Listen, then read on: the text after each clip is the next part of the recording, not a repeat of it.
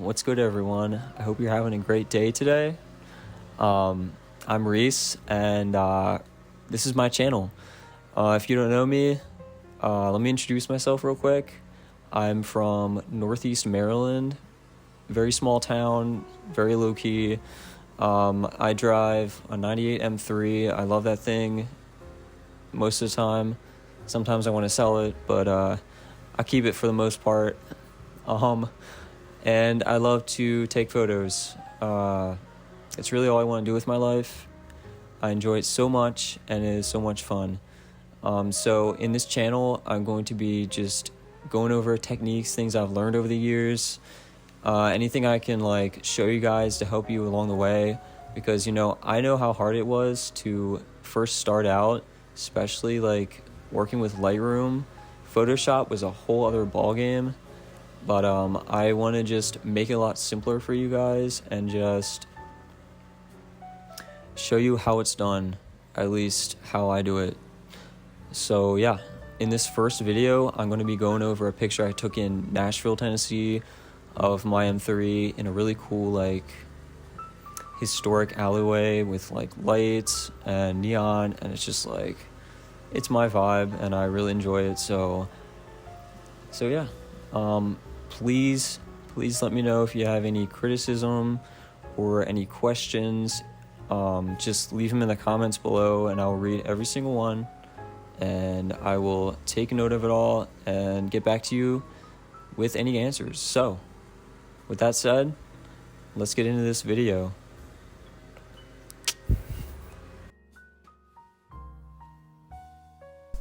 Alright guys, welcome to Lightroom. Let's go over this. First things first, my camera. I'm sure you're wondering, what camera and lens are you using? I'm using the 6D Mark II and Tamron 35mm 1.4 lens at 1.4, shooting at ISO 400 and 1/60th of a second, and I exposed for the brights. I find it's just better for me if I expose for the brights and not for the middle tones or anything, because it's easier to bring up shadows on this camera than it is to bring down highlights. So that's the settings I used. Now let's get into the basics here, starting with the exposure. So let me just reset that. Okay, this is the picture with the edit on it, but it's the exposure is at 0. So this is too dark for me. I brought this up. Let's see, I would bring it up to about, I think that looks good, almost a full stop. Again, I shot the photo a little bit dark so that I could bring it up in post. My contrast, I lowered the contrast for a reason. Again, it has to do with the picture being really dark, so I lowered this to -23, and that flattens out the picture and it looks really good, and you can see into the shadows, you can see into the highlights. That works really well for me. As you can see, this is totally blown out, so let's bring it down to -100, and that is solid for me. There's no rules here, you can do whatever you want. So you can bring this all the way down if you want to, you can bring this all the way up if you want to, do whatever you want. This is just what I did. Shadows, that's very dark, so let's bring it up to 78. 78 is a good number for the shadows. Whites and blacks on this picture, honestly the whites didn't do too much, but since I'm very picky on my photo quality, I wanted to bring it down ever so slightly to about -20. Blacks, again, too dark, too much contrast. Let's flatten it out a little bit, bring it up to 66. Pretty solid. Vibrance and saturation, let's reset these so you can see what it looked like before. there's a little bit, actually a little bit too much saturation here, so I'll decrease that. So I'm decreasing the overall saturation, and then I'm going to, let's see, -15 is good. Bring up the vibrance. Vibrance and saturation just affect the colors a little bit differently, so I would just play around with it and see what works, but I rarely ever will bring saturation up, because it like makes the picture look like it's deep fried. That's not, that's not good for me. So those are my basic settings. Let's look at the profile. Profile is like very underrated. I don't see a lot of people using profile. I discovered this about like a year and a half ago, and I went and I downloaded a couple of them from the internet just for free. The one I like to use most often is this Kodak E200 profile, and what it does is it sort of adds a little bit more of a color grade that I really couldn't find using anything else in Lightroom. I'm sure there's a way to do it. I'm sure you could use the tone curve, or you could use let's see here, you could use like these color grading settings to do it, but I prefer to use this profile because it's a more consistent look. As you can see, it adds sort of like a creamy tone to the highlights and more of like a green blue to the shadows, which is really good for me. So this is the profile, and this is how you use it. You can just choose the amount that you want. I could go higher than 100, I could go all the way up to here, and that really shows what it does, but I usually leave it at around 50 to 70, and 70 works for this. So those are my basic settings here. Let's move to the tone curve. So let's get into the tone curve. Okay, the elusive tone curve. Every photographer talks about it. Everyone says you need to master it, and it is very important. So I want to give you guys an overview of how it works and what's going on here. And if you already know how it works, you can just skip past this, or maybe you can stick around and you'll learn something. I don't know. Let's figure it out. Bottom left corner here, this is the darkest parts of your photo. Top right is going to be the brightest parts.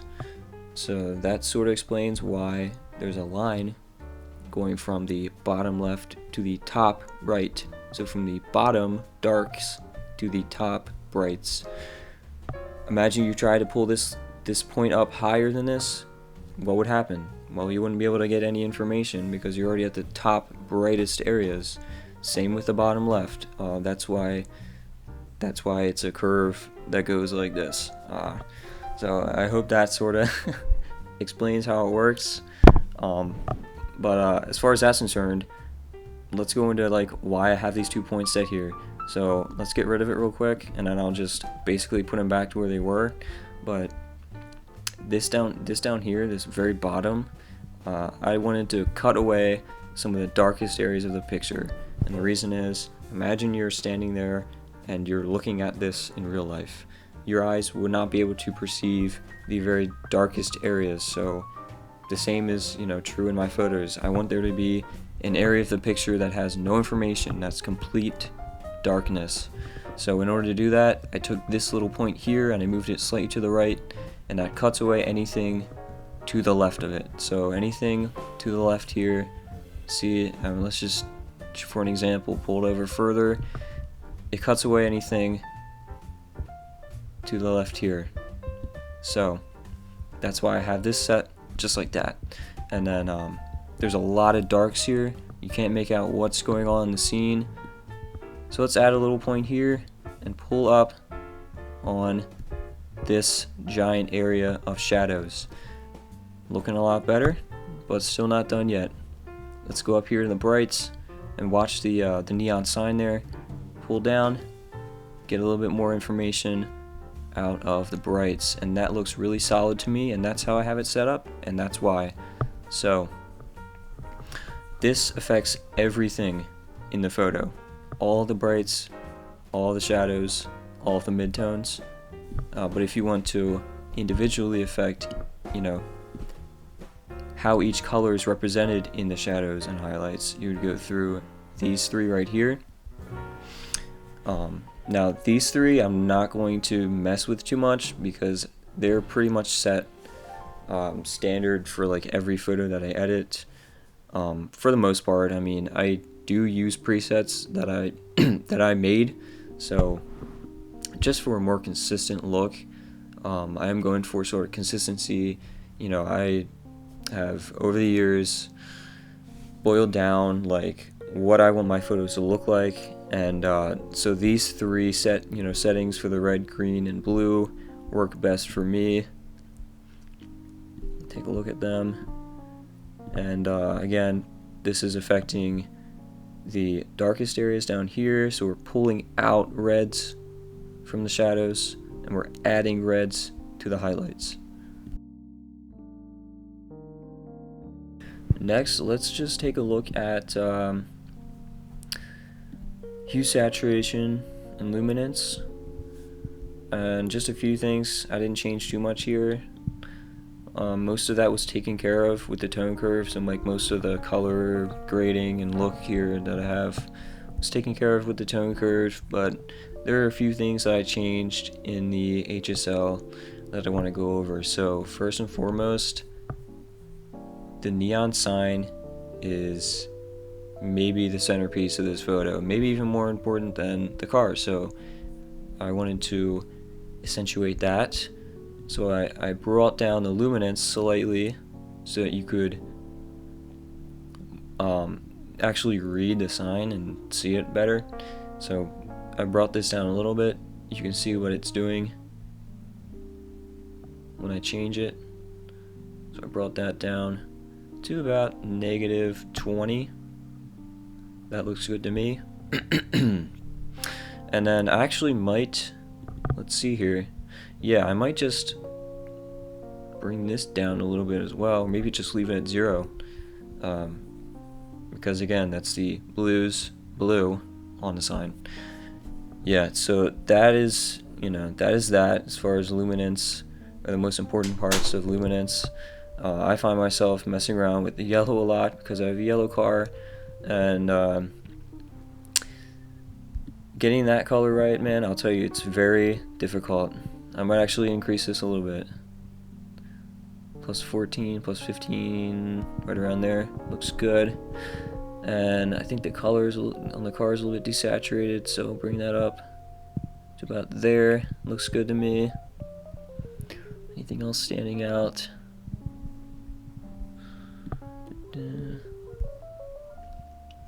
Sometimes I have to mess with the hue of the yellow, like depending on the white balance that I use, because it'll like totally throw off the color of the car.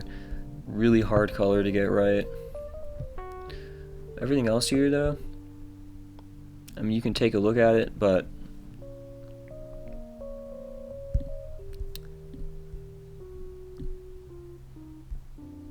those are the most important points I wanted to make there.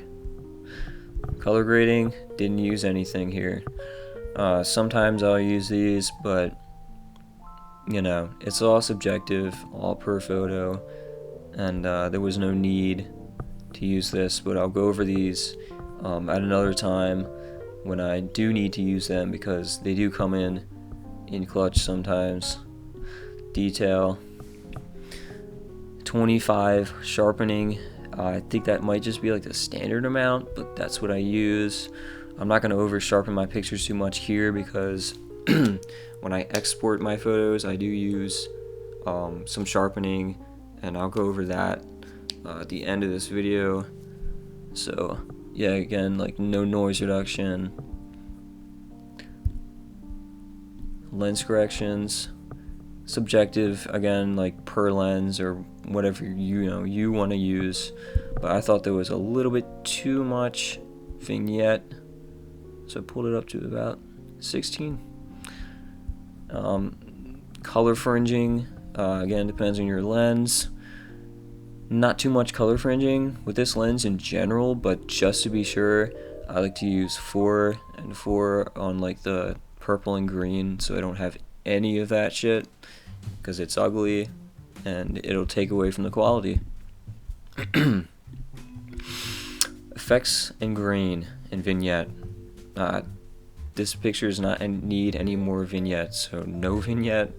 And grain used to be like a big thing for me because I was trying to go for that like film edit, but you know, as time went on and I progressed my style, I got away from grain. I don't use grain ever. Yeah, no, there's just, you know, it's just a stylistic choice. I don't use any grain.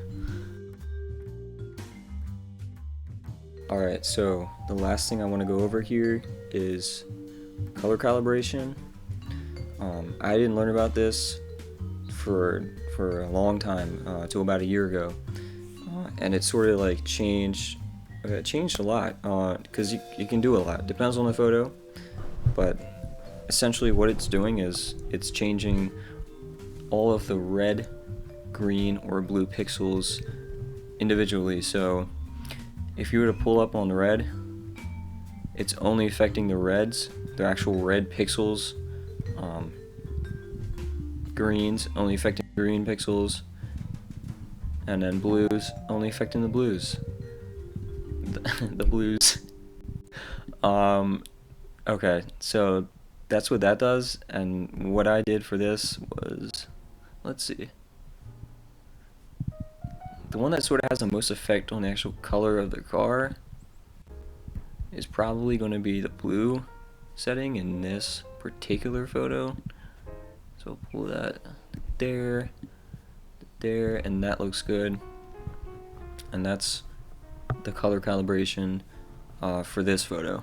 So, yeah. So that was my little tutorial on how I edited this picture. I hope you guys enjoyed it. It was cool sort of going over everything, like step by step. That's totally not the way I normally edit. I'm normally like all over the place. If I was to like take a raw picture and go through the entire process, I'd have to speed the video up because it would take hours. But I hope this helped. Next video is going to be God knows what, because I don't know yet. I'm going to let the inspiration just sort of come to me. I do want to do something where I'm out in the field, like showing you guys how I shoot, different angles, spots and locations, and what's good. But as far as this video is concerned, that's a wrap. Leave a comment if you have any questions. I'll get back to you. And have a great rest of your weekend.